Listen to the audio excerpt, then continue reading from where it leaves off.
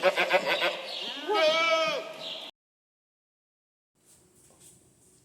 Friends, आप सभी लोग कैसे हैं? मम्मी पापा, दादा दादी, नाना नानी, आप सभी का मेरे टॉक शो लेगेसी लाफ में स्वागत है। और मैं हूं आपकी दोस्त दीप्ति। तो आज मैं आपको ना एक अल्फ़ाबेटिकली राइम सुनाती हूँ।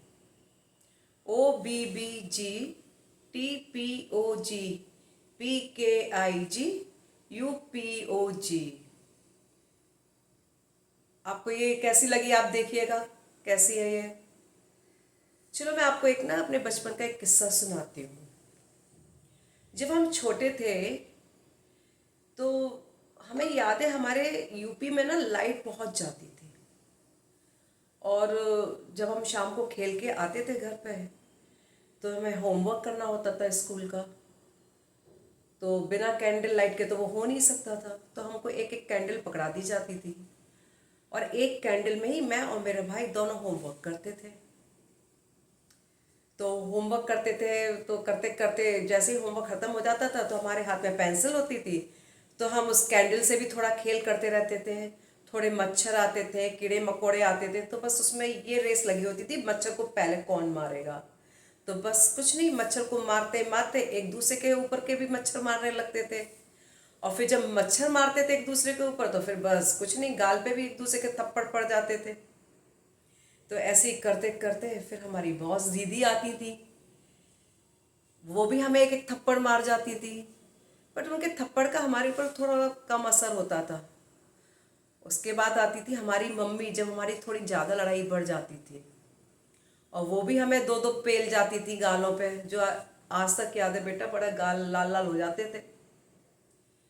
खैर बहुत रोना धोना होता था, बहुत लड़ाई झगड़ा आगे बढ़ जाता था।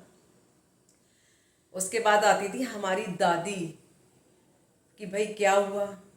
तो बस कुछ नहीं, इसने मारा उसने मारा, बस यही चलता रहता था। खैर मामला शांत होता था, क्योंकि हमें अगले दिन स्कूल भी जाना होता था, तो टाइम पे सोना भी था। तो बस कुछ नहीं, खाना खा पी के और एक दूसरे को गधा बोल के सो जाते थे। चलिए ये तो रही मेरी बात।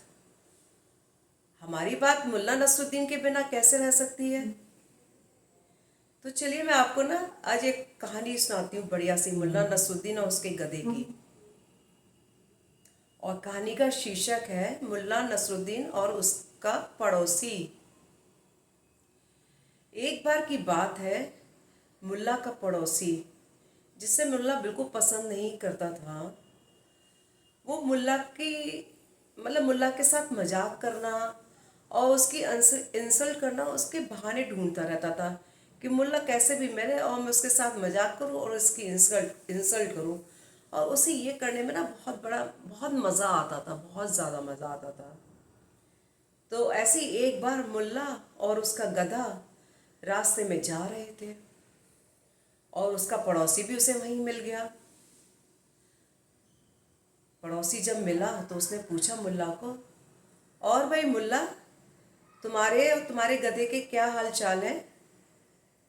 मुल्ला बोला मुस्कुराते हुए, सब बढ़िया हाल चाल है। बात थोड़ी और आगे बढ़ी। पड़ोसी ने फिर पूछा, अच्छा मुल्ला ये बताओ, तुम इतने टाइम से गधे के साथ रह रहे हो तो तुम इसकी भाषा तो समझ ही गए होगे। मुल्ला बोला हाँ। तो अच्छा ये बताओ कि जब तुम्हारे गधे को भूख लगती है तो तुम्हें ये क्या कह के बोलता है? मुल्ला बोलता है कि जब इसको भूख लगती है तो ये मेरे पास आता है और मुझे चाटने लगता है, सो मुझे पता चल जाता है इसे भूख लगी है।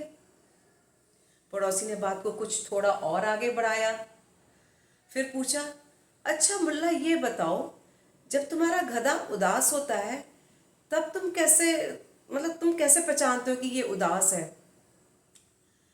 तो मुल्ला बोला, पहले तो नहीं, मुल्ला थोड़ा रुका, सोचा, उसने पूछा, ये लगता है मेरे साथ ना मस्करी करना चाह रहा है कुछ। खैर कोई बात नहीं, उसने फिर भी मुस्कुराते हुए जवाब दिया कि जब गधा उदास होता है तो वो रेंकने लगता है, ढैचू ढैचू। तभी मैं समझ जाता हूँ ये उदास है। मुल्ला का इतना ही कहना था, गधा ढैचू ढैचू रेंकने लगा। मुल्ला का भी पड़ोसी तपाक से बोला, मुल्ला लगता है तुम्हारा गधा उदास है, क्या तुम बता सकते हो तुम्हारा गधा उदास क्यों है? मुल्ला ने मुस्कुराते हुए जवाब दिया, अरे भाई, मेरा गधा उदास इसलिए है क्योंकि मैंने इसे अभी अकेला छोड़ दिया है और मैं दूसरे गधे से बात कर रहा हूँ।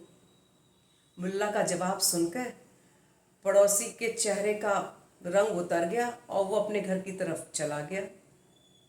तो पता है आपको इस कहानी से क्या शिक्षा मिलती है? इस कहानी से हमें ये शिक्षा मिलती है, कभी किसी की मजाक नहीं बनानी चाहिए। कभी कभी ये मजाक उल्टा खुद पर भी भारी पड़ सकता है। तो बताइए आपको मेरी ये कहानी कैसी लगी? नीचे कमेंट बॉक्स में लिख के बताइए अगर आपने इस कहानी को पसंद किया है।